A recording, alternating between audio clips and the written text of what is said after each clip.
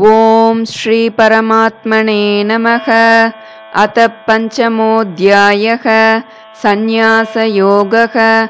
अर्जुन उवाच संन्यासं कर्मणां कृष्ण पुनर्योगं च शंससि यच्छ्रेययेतयोरेकं तन्मे ब्रूहि सुनिश्चितं।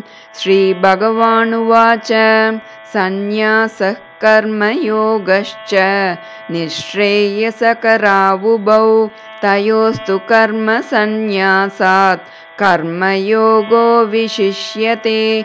ज्ञेयः स नित्यसन्न्यासी यो न द्वेष्टि न काङ्क्षति।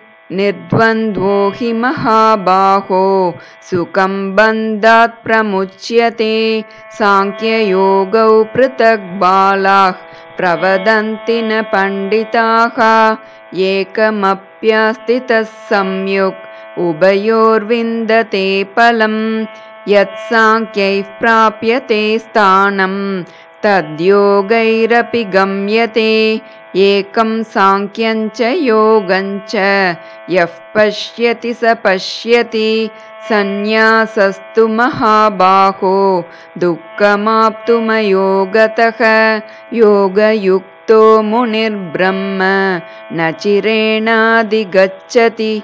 योगयुक्तो विशुद्धात्मा विजितात्मा जितेन्द्रियः।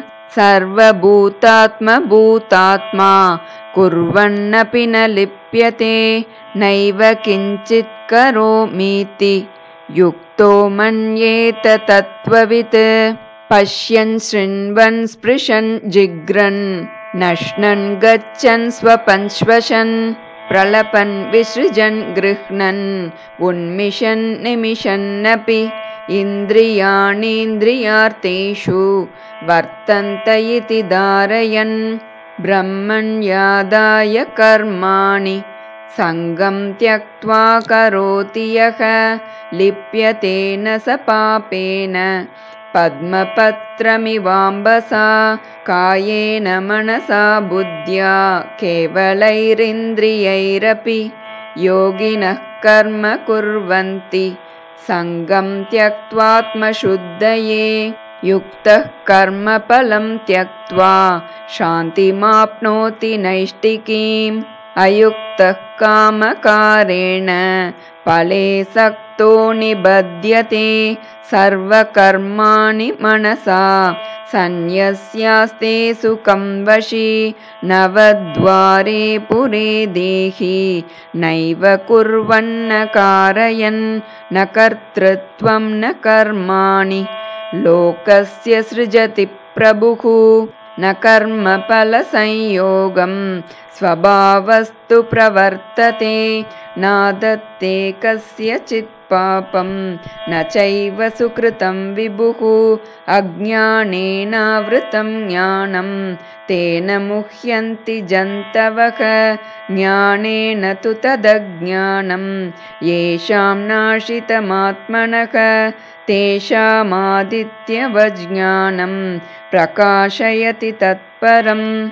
तद्बुद्धयस्तदात्मानः तन्निष्ठास्तत्परायणाः गच्छन्त्य पुनरावृत्तिं ज्ञाननिर्धूतकल्मषाः।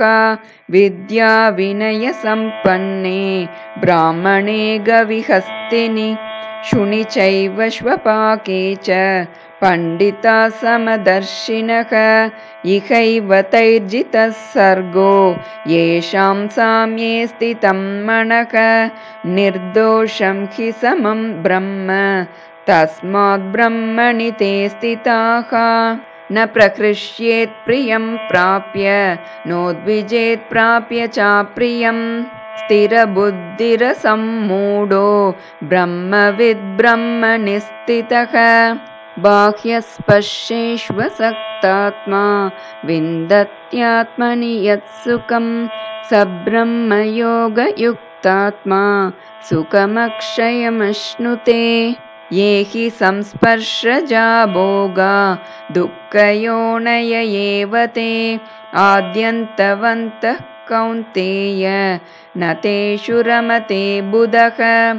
शक्नोति हैव यः सोढुं प्राक्शरीरविमोक्षणात् कामक्रोधोद्भवं वेगं स युक्तः स सुखी नरः योऽन्तः सुकोऽन्तरारामः तथान्तर्ज्योतिरेव यः स योगी ब्रह्मनिर्वाणं ब्रह्मभूतोऽधिगच्छति लभन्ते ब्रह्मनिर्वाणं ऋषयः क्षीणकल्मषाः छिन्नद्वैधायतात्मानः सर्वभूतहिते रताः कामक्रोधवियुक्तानां यतीनां यतचेतसाम् अभितो ब्रह्मनिर्वाणं वर्तते विदितात्मनाम् स्पर्शान् कृत्वा बहिर्बाह्यान् चक्षुश्चैवान्तरे भ्रुवोः प्राणापानौ समौ कृत्वा नासाभ्यन्तरचारिणौ यतेन्द्रियमनोबुद्धिः मुनिर्मोक्षपरायणः विगते च भयक्रोधो यः सदा मुक्त एव सः भोक्तारं यज्ञतपसां सर्वलोकमहेश्वरं सुहृदं सर्वभूतानां ज्ञात्वा मां शान्तिमृच्छति।